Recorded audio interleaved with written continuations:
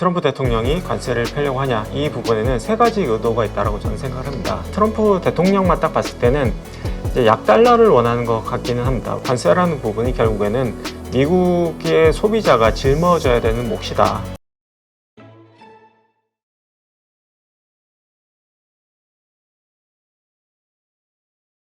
오늘 모신 분은 르네상스 자산운용 대표시죠. 이건규 대표이십니다. 안녕하세요. 네, 반갑습니다. 자, 오랜만에 뵙는데 네. 트럼프의 관세 정책 때문에 네. 지금 네. 전 세계 금융시장이 아주 요동을 치고 있어요. 네. 이 관세 왜 이렇게 복잡하고 트럼프는 힘들게 여러 가지 상황들을 만들어 나가는지, 오히려 이것 때문에 지지율도 더 떨어지고 있잖아요. 네, 맞습니다. 어떻게 보십니까, 현재 상황을? 이 관세라는 부분을 조금 더 이게 디테일하게 조금 나눠서 생각을 해봐야 될 것 같아요. 그래서 이게 관세라고 하는 이 한 가지의 큰 덩어리가 있긴 하지만 이 여러 가지 요소들이 다 복합적으로 되어 있다 보니까 우리한테 혼란을 주고 예측 가능성을 좀 떨어뜨린다라고 좀 보고 있거든요. 그래서 이제 미국이 왜 트럼프 대통령이 관세를 펴려고 하냐, 이 부분에는 세 가지 의도가 있다라고 저는 생각을 합니다. 그래서 이제 첫 번째 같은 경우에는 지금 무역 적자를 좀 축소해야 되는 가장 큰 이유가 있는 것 같기는 해요. 근데 이게 무역 적자만으로는 이제 이게 설명이 좀 안 되는 부분이, 무역 적자만 해소한다고 보면은 한 10% 정도의 관세를 매기는 게 원래 맞습니다. 왜냐면은 관세율이 뭐 25%, 45% 이렇게 되면은 결국에는 미국의 경기를 악화시키고, 그러면은 결국에는 미국의 경기도 나쁘게 만드는 부분이 있거든요. 근데 왜 25%, 45%를 얘기했을까를 생각해 보면은 결국에는 원래는 뭐 속마음은 한 10%를 매기고 싶지만 우선은 25%, 45%를 부른 다음에 결국에는 다른 레버리지를 활용을 해서 뭐 LNG 수입을 좀 늘리게 만든다든지 이런 식의 좀 의도가 숨겨져 있다 보니까 이제 트럼프의 속내와 사실 이제 밖에 나오는 숫자가 좀 다르게 나오고 있다 보니 이게 좀 시장에 혼란을 주고 있다라고 생각되는 부분이 있고요. 또 한 가지 부분 같은 경우에는 미국 같은 경우에는 사실 이제 품목별 관세를 이야기하고 있는 부분이 있습니다. 그래서 이제 이 부분은 사실 리쇼어링과 좀 연관이 된다고 보면 될 것 같아요. 그래서 관세를 매겨서 전 모든 품목을 다 미국에 이제 끌어들이겠다라고 하는 게 아니라 실질적인 의도는 이 품목별 관세에 저는 숨어 있다고 생각을 해요. 그래서 예를 들어서 지금 품목별 관세를 얘기한 게 지금 자동차라든지 철강이라든지 이런 부분들은 관세를 정말 매겨서 이제 그 무역 적자를 해소하겠다라기보다는 관세를 매겨서 결국에는 이제 미국 내로 설비를 들여와라라고 하는 의도가 있는 것 같거든요. 그래서 이제 이런 부분들을 좀 나눠서 생각해야지 이제 향후에 어떻게 바뀌겠다는 부분을 좀 알 수 있을 것 같은데요. 지금 아직 나오지 않은 부분이 반도체라든지 바이오라든지 이런 부분들 같은 경우에도 결국에는 이제 트럼프의 속내는 이제 리쇼어링을 하기 위한 관세 정책이다. 이렇게 생각하면 될 것 같고요. 마지막 같은 경우에는 이제 중국의 견제가 될 것 같아요. 그래서 이제 중국이 이제 패권 국가로 좀 발돋움하는 걸 좀 미리 막기 위해서 하기 위함인데, 그런 부분들은 이제 베트남이라든지 멕시코라든지 이런 쪽에 이제 관세율이 좀 높게 나온 부분들이 결국엔 이런 부분들이 이제 반영된 것이 아닌가라고 보고 있고, 앞서 말씀드렸던 이제 세 가지 부분 플러스 알파 되는 부분은 이제 트럼프 대통령이 이제 최대한의 이익을 끌어내기 위한 어떻게 보면 좀 블러핑 내지는 이제 과욕 이런 것들, 그리고 좀 오버액션 이런 것들이 나오면서 굉장히 관세라는 부분이 혼란스럽고 예측하기 어렵고 예측 가능성을 좀 떨어뜨리는 이런 부분들이 시장에 굉장히 혼란을 주고 있다, 이렇게 생각해 주시면 될 것 같습니다. 네, 진짜 말씀하신 대로 중국 같은 경우는 145% 관세까지 부과했다가 또 며칠 후엔 스스로 또 철회하고 뭐 복잡해요. 그러다 보니까 결국 이 관세 전쟁의 최종 목적은 중국에 대한 견제 아니겠냐, 이게 이제 시장의 판단인 것 같고요. 어떻습니까? 이것이 지금 현재 성공적으로 돌아가고 있다고 보시나요? 왜냐하면 중국은 별 반응이 없는 것 같아가지고 이게 도대체 트럼프는 맨날 이기고 있다, 잘 되고 있다 하는데 정말 그게 맞는가 의심이 좀 들거든요. 지금 특히 미국의 여론들이 굉장히 싸늘하게 좀 식어가고 있는 것 같아요. 그래서 이제 트럼프 대통령한테 좀 불리하게 여론이 다 돌아가고 있는 것 같고요. 그리고 시간은 미국 편이 아니라 약간 중국 편인 듯한 느낌을 들게 만드는 것 같아요. 왜냐면은 중국 같은 경우에는 미국 의존도를 많이 낮춰와 온 상태이고, 그리고 이제 내수도 계속 키워왔고, 그리고 이제 유럽이라든지 이제 미국을 제외한 국가들의 수출도 많이 늘려놓은 상태였고, 그리고 이제 원자재, 특히나 이제 원유나 뭐 가스를 제외하고는 이게 자급자족이 가능한 몇 개 안 되는 국가 중에 하나이거든요. 네. 내수 시장도 굉장히 좀 크고요. 그러다 보니까 중국에서는 한번 겨뤄보자, 이제 겨뤄볼만 한데라고 생각하는 게 아닌가 싶고, 그러다 보니까 이제 중국은 버티기에 들어간 것 같고요.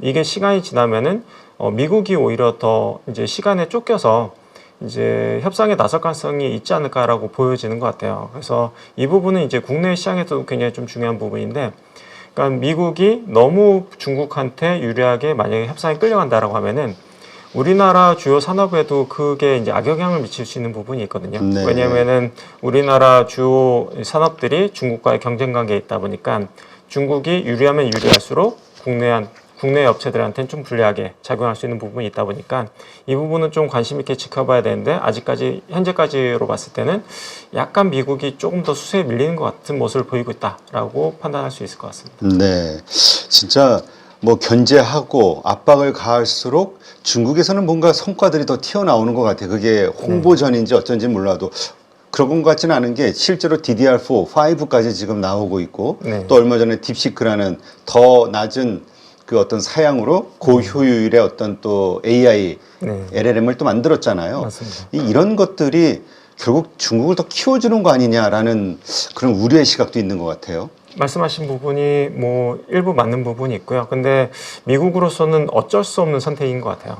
왜냐면은 그냥 놔뒀을 때는 이제 계속해서 이제 커가고 있는 게 보이다 보니까 이거를 이제 누르게 되면은 그 자체적인 자생력도 커지는 부분도 있긴 하지만 결국엔 좀 시간을 늦추는 효과는 있기는 하거든요. 예를 들어서 DDR5 같은 경우에도 이제 CXMT에서 생산을 했지만 아직까지 효율성이 안 나오고 있는 상태인데요. 이걸 만약에 미국에서 주요 장비들이 계속해서 CXMT로 들어가게 됐을 경우에는 당장 뭐 내년 정도만 됐을 때도 DDR5가 D램이 쏟아져 나올 수 있는 부분이 있거든요. 근데 어찌됐든 이거를 틀어막기 위해서는 단기간에는 미국 장비를 좀 틀어막는 수밖에 없는 것 같아요. 그렇게 됐을 때는 결국에는 뭐 2년이든 3년이든 시간을 벌 수 있는 부분 충분히 존재하긴 하거든요. 그래서 미국이 이제 그런 전략이 이제 중국의 자국화를 좀 높이는 부분도 있긴 하지만 미국으로 할 수 있는 최선의 방어책이 그거밖에 없다 보니 이제 그렇게 행하고 있는 게 아닌가라고 보여지는 것 같습니다. 네.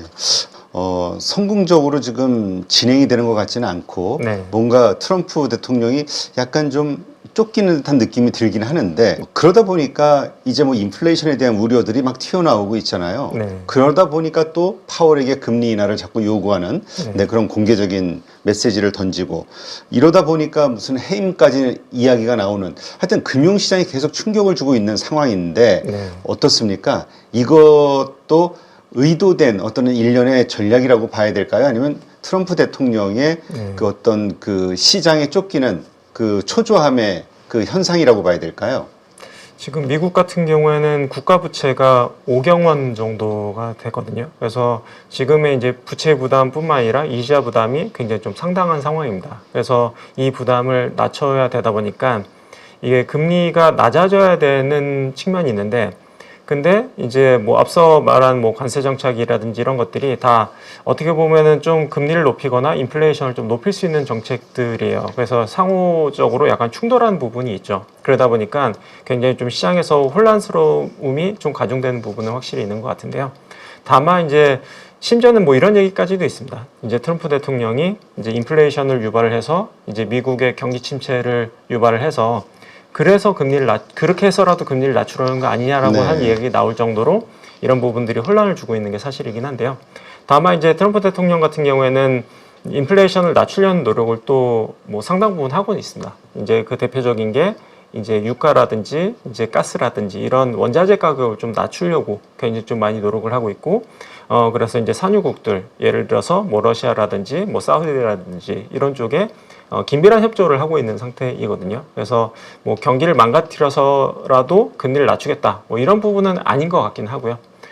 이런 부분들, 뭐 이상적인 부분들, 뭐 달러는 약세를 펴야 되고 금리는 낮아져야 되고 인플레는 낮아져야 되고 이런 것들이 다 종합적으로 만족하기는 어려운 부분들이에요. 근데 이런 부분들을 뭐 억지로 끌고 가다 보니 혼란이 굉장히 좀 가중되고 있다, 이렇게 판단을 하면 될 것 같습니다. 네. 근데 트럼프는 약달러를 원한다, 그런 시각이 많고 또 다른 한편에서는 베센트 장관도 강달러를 지지한다. 이게 좀 서로 모순이 되는 말 같거든요. 네, 맞습니다. 어떻게 이해를 해야 됩니까? 정말로 트럼프 정부가 원하는 게 어떤 걸까 생각을 사실 이제 해본다면. 정부가 원하는 것까지는 사실 알기가 좀 어려울 것 같고요. 뭐 단순하게 봤을 때 트럼프 대통령만 딱 봤을 때는 이제 약달러를 원하는 것 같기는 합니다. 왜냐면은 이제 트럼프 대통령은 이제 제조업의 부활을 꿈꾸고 있기 때문에 결국에는 달러 약세를 보여야지만이 수출 경쟁력이 올라갈 수 있다라고 보고 있기 때문에 이제 약달러를 원하고 있는 것이 좀 대표적인 시각이 아닌가라고 저는 바라보고는 있습니다. 네. 근데 이러한 정책들을 통해서 제조업이 과연 살아날 수 있겠느냐. 네. 요즘 뭐 계속 미국 내에서도 그 월가 거물들의 그 회의론이 나오는 것 같아요. 네, 어떻습니까? 근데 한계는 있을 것 같아요. 왜냐면은 이제 예를 들어서 이제 아이폰 같은 경우에도 이제 중국에서 조립을 하고 있지만 이제 미국에서 조립을 하려고 하면은 결국에는 단가가 2배 이상 높아져야 되는 부분이 있고, 그리고 일부 품목들 예를 들어서 뭐 루이비통 가방 같은 경우에도 이제 미국에 생산 설비를 둔 부분이 있거든요. 네. 근데 루이비통의 미국 공장은 효율성이 엄청나게 안 나오고 있어요. 그러니까 프랑스 공장에 비해서 이제 수율이라고 할 수 있는데, 예를 들어서 이제 천을 이제 가죽을 가져오면은 그 로스 부분이 많이 발생을 네. 하잖아요. 근데 그 로스율이 미국 공장에서 로스율이 압도적으로 높아요. 아, 그래요? 네, 그래서 미국인들이 이제 손재주도 좀 떨어지고 익숙하지도 않고 해본 적도 없고 하다 보니까 이게 효율성이 엄청나게 안 나오고 있어서 루이비통도 굉장히 좀 고민하고 있거든요. 그래서 리쇼어링이라는 부분이 결국에는 조금 더 첨단 사업 아니면은 장치 사업에 좀 더 가까울수록 가능성은 높을 것 같고요. 예를 들어서 뭐 신발이라든지 의류라든지 이런 것들은 우리나라도 사실은 그걸 생산할 수가 없는 상황이거든요. 원가도 맞지 그렇죠. 않고 인력도 부족하고 하다 보니까, 그래서 모든 품목을 다 리쇼어링하고 이제 미국에서 생산할 수는 없는 부분이고요. 특화된 부분에 있어서는 조금 가능성은 있다라고 보여지는 것 같습니다. 특히나 뭐 자동차라든지 이런 부분들 같은 경우에는 뭐 충분히 가능성이 있는 것 같습니다. 네. 아까 미국의 그 부채 오경이라고 말씀하셨는데 네. 달러죠? 오경 달러. 오경 원입니다. 아, 오경 네. 원입니까? 네. 네. 이 어마어마한 이 부채 거기에 따른 이자 이런 것들 때문에 그 일각에서 나오는 게 그 이자 없는 100년채로 네. 전환을 하기 위한 이 모든 게 일련의 시나리오다. 네. 이러한 시각들도 있더라고요. 네. 근데 얼핏 봐서는 우리도 상당히 미국채를 들고 있잖아요. 우리나라도. 네. 글쎄, 그렇게 과연 협상으로 네. 그렇게 바꿀 수 있을까? 네, 그런 생각이 들던데, 네. 그럼에도 미국에서 이게 떠오르는 이유 혹은 네. 가능성 어떻게 네. 보세요? 가능성이 제로라고 보지는 않아요. 근데 이론적으로 봤을 때는 가능은 하다. 다만 실현 가능성이 있을까라는 부분에 있어서는 논란의 여지가 굉장히 좀 많은 것 같습니다. 그래서 트럼프는 강력하게 원할 것 같기는 해요. 근데 이제 그게 되기 위해서는 일단은 금리가 너무 높으면은 제로 쿠폰 금리로 이제 국채를 발행하기 어렵기 때문에 일단은 1차적으로는 금리를 낮춰야 되기 때문에 그런 액션 자체는 좀 일맥상통하다라고 보여지긴 하고요. 다만 그것이 이제 시장에서 소화가 돼야 되는데, 과연 제로 쿠폰을 이제 100년짜리 이제 채권이라는 게 되게 익숙하지 않은 채권인 거죠. 네. 그런 부분을 시장에서 소화할 것이냐라고 봤을 때는 저는 만만치는 않을 것 같다.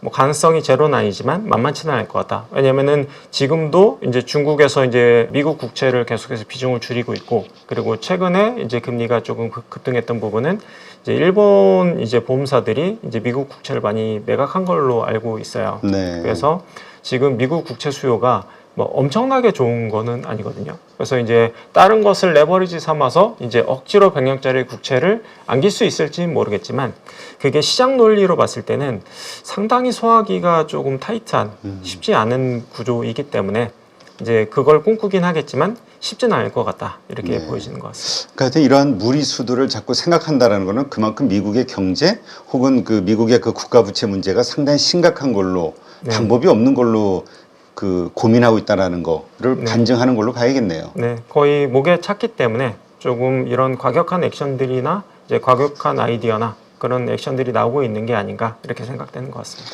그렇다면 이러한 것들로 인해서 미국 증시가 뭐 엄청나게 빠졌죠. 하루에 뭐 네. 8% 10% 지수가 빠진 적도 있으니까 네.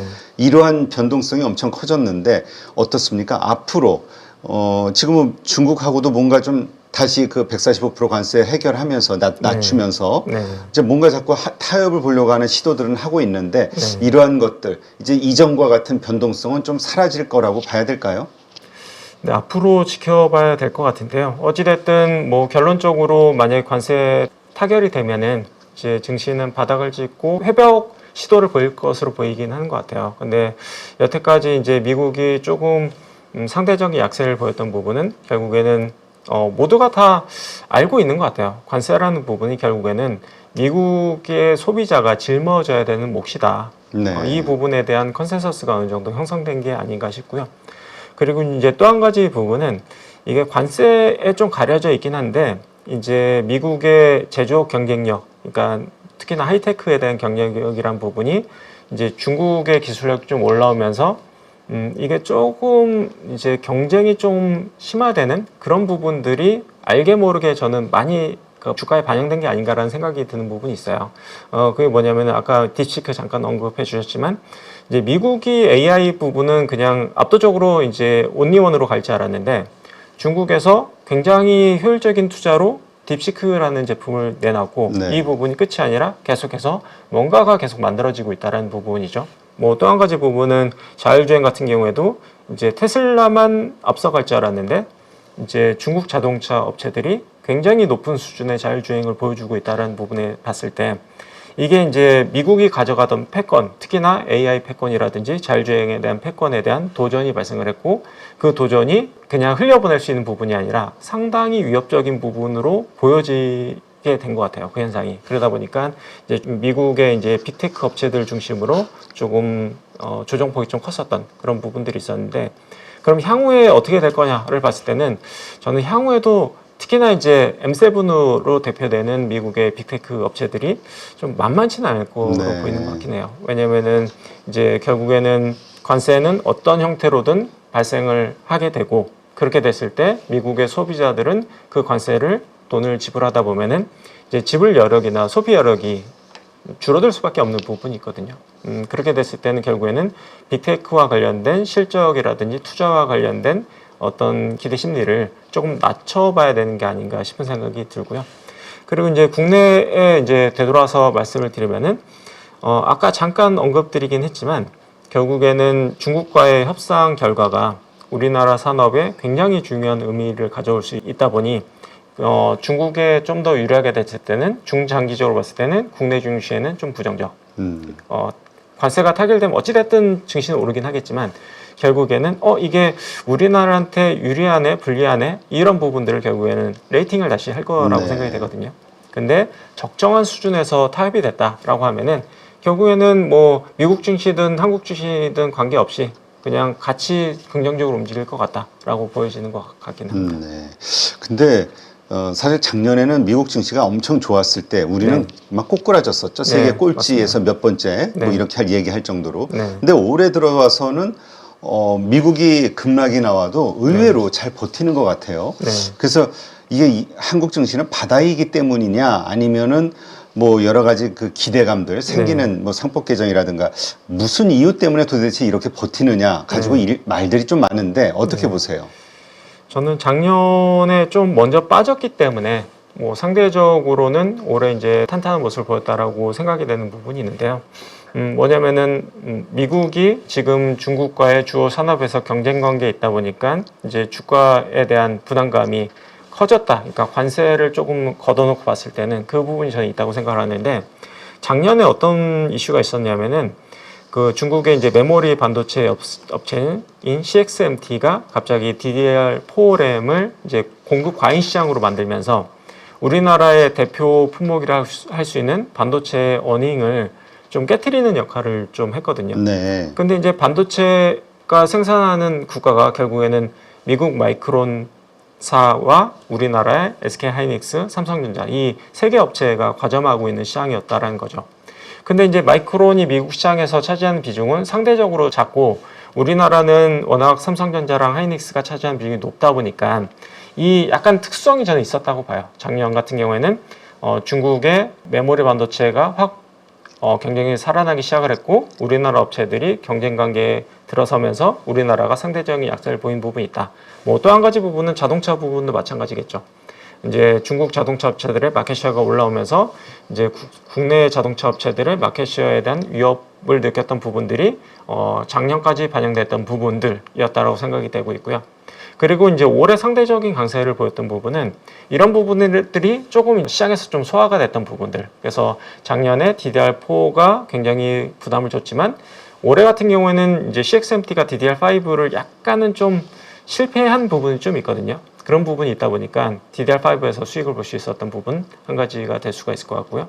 또 한 가지는 이제 미국이 중국을 좀 강하게 때리면서 우리나라 업체들이 좀 상대적인 수혜를 볼 수 있는 부분이 있다 보니까 거기에 대한 반사이익을 기대할 수 있는 부분들이 좀 묻어 있지 않나라고 저는 생각합니다. 뭐 예를 들어서 뭐 대표적인 게 조선이라고 볼 수가 있겠죠. 그래서 이제 중국 조선 업체들이 굉장히 좀 규제에 좀 묶여 있다 보니까 국내 조선 업체들이 좀 반사이익을 얻으면서 실제로 실적도 좋아지고 수주도 좋아지고 주가도 좋아졌던 그런 부분들이 좀 있지 않았나라고 보이지는 것 같습니다. 네.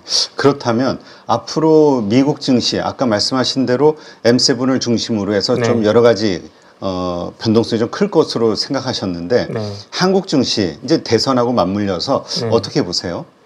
전망을?